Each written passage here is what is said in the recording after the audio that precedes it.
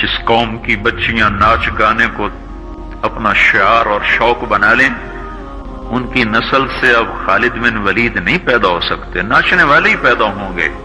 محمد بن قاسم نہیں پیدا ہو سکتے، طارق بن زیاد نہیں پیدا ہو سکتے۔ مجھے صلاح الدین یاد آیا، میں بہت رویا۔ وہ بھی کسی ماں کا جنا ہی ہوا تھا۔ اس کے زمانے میں کرک، ایک ہمارے پاکستان میں کرک ہے، ایک اردن میں کرک ہے، اونچی پہاڑی پر وہ شہر ہے، بڑا دشوار قلعہ ہے۔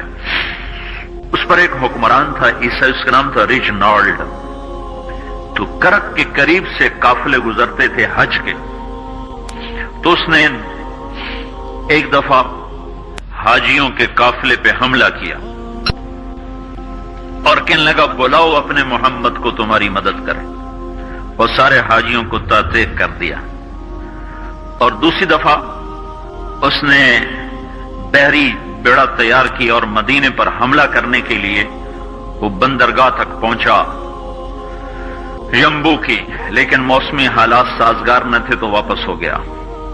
تو حطین کی لڑائی ہوئی ہے فلسطین میں، جس میں سارا یورپ اپنی طاقت کے ساتھ میدان میں اترا تھا، اور ادھر تنہا صلاح الدین ایوبی رحمت اللہ علیہ اکیلا اس لشکر سے ٹکرایا تھا، اور انہیں اس میں ساری رومن امپائر کو شکست ہوئی تھی۔ تو بڑے بڑے بادشاہ اس میں گرفتار ہوئے، تو اس میں ریجنالڈ بھی گرفتار ہو کے آیا۔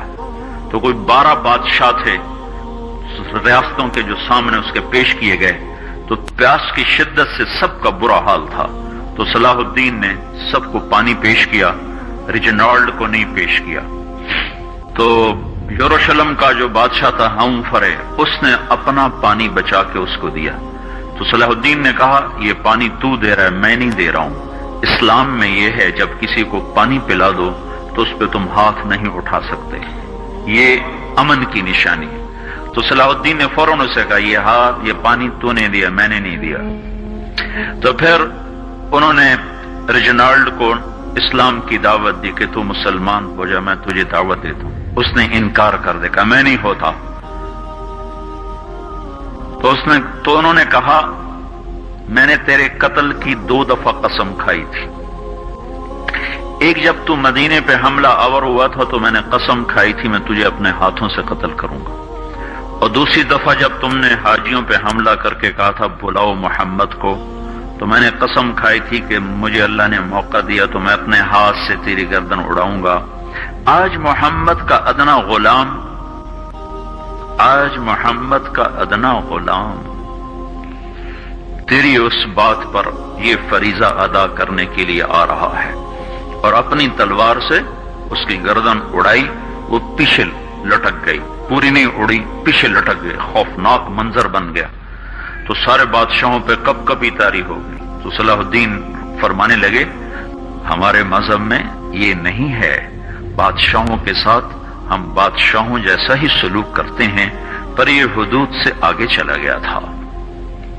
اب مجھے یہ قصہ بھولا ہوا تھا، مجھے انہی حادثوں میں، انہی ہنگاموں میں وہ یاد آیا، تو بعد تنہائیوں میں بیٹھ کے بے بسی کے آنسو بہہ جاتے ہیں، اور اس کے سوا کوئی چارہ نہیں ہے۔ ہماری ساری نسل موسیقی میں ڈوب چکی ہے، جو بدن سرتال پہ تھرکتے ہوں، جو بدن موسیقی کے اوپر ہلتے ہوں، رقص میں آتے ہوں، ان پہ کانٹے ہی اگیں گے، ان پہ صلاح الدین کا پھول نہیں اگ سکتا، ان میں محمد بن قاسم کے پھول نہیں اگ سکتے۔ بانجھ ہو گئی ہے ہماری نسل، اور یہ یورپ کا سحر ہے جو چل گیا ہے، ہماری بے بسی ہے، ہماری بے بسی ہے۔ میں تو بس منت ہی کروں گا اپنے آپ کو پہچانو، اپنی ہستی حیثیت کو پہچانو، اپنی نسبت بدلو۔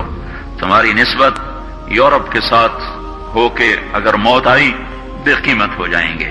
اگر مدینے والے کی نسبت مل گئی تو حضرت فاطمہ کے دائیں بائیں تمہیں بھی کھڑا کر دیا جائے گا، حضرت خدیجہ کے دائیں بائیں تمہیں بھی کھڑا کر دیا جائے گا۔ یہ چند دن ہیں، صبر کر لو، گھٹ گھٹ کے مر جانا ہی بیٹیوں کی روایت ہے۔ مشرق کی بیٹی اس نے گھٹ گھٹ کے مرنا ہی سیکھا ہے۔ ہاں، یہ آزادی، یہ آوارگی، یہ مغرب کی عورت کا خاصہ ہے۔ اور 18ویں صدی تک